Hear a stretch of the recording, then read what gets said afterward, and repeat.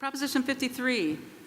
So Proposition 53 requires statewide voter approval before the state can issue revenue bonds over $2 billion for a single project if that project is owned, operated, maintained, or financed by the state.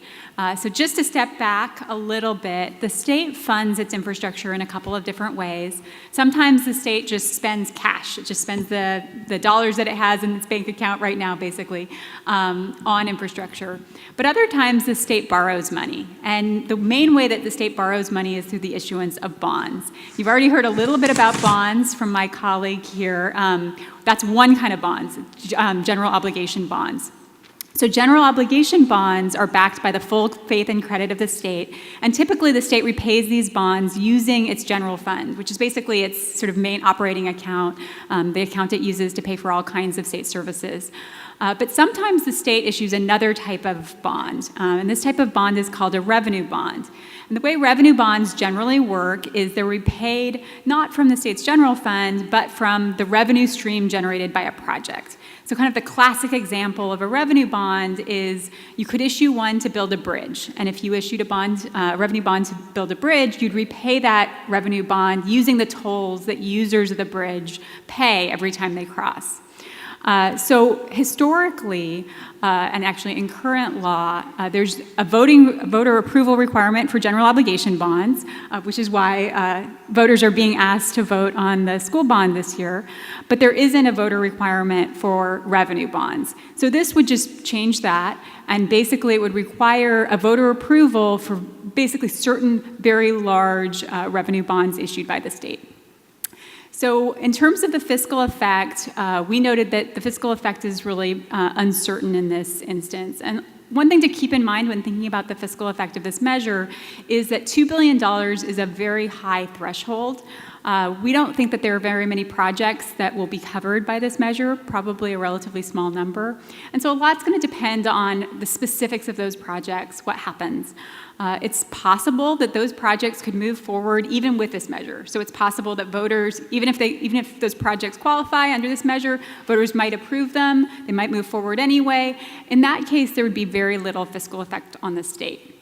Of course, it's also possible that those projects might not move forward as originally planned. Either they might use another type of financing, so instead of revenue bonds, they could use general obligation bonds or cash or something else, and that could have either positive or negative fiscal effects on the state. Or it's possible that the state might not move forward with those projects at all. For example, the state could pursue various smaller individual projects rather than a big $2 billion project. So once again, that could have various fiscal effects on the state. So overall, it's uncertain what the net effect might be. All right, we have in support the California Republican Party and the Libertarian Party of California are in support. And then opposition, we have the Democratic Party, Peace and Freedom, and then other Democratic organizations. In support, we have 22 different taxpayer associations, and in opposition, there are 9 environmental organizations, other community organizations, government organizations, public safety, healthcare, infrastructure, taxpayer, water districts, businesses, and unions. We have the governor is against, and we have a representative who's in support. And then opposition is stronger for newspapers. And the spending here is $4.5 million in favor and about $2.25 million against. The in favor is almost always all from the same married couple. He is a retired farmer and food company executive who has been sort of against state government spending in the past on other issues. And then against, we have mostly unions who are against that for obvious reasons. Questions? Is this connected to the rail project? So it's possible that the rail project could be covered by this. The rail project is certainly over $2 billion. It's one of the few state projects that clearly is over $2 billion. However, it's not entirely certain whether that project would use revenue bonds. If it did use revenue bonds, then it would be covered by this, but it could pursue a different financing approach. Now, when exactly does this qualify for the ballot? Is it upon initial assessment that it's going to be over 2 billion, or as the project's ongoing?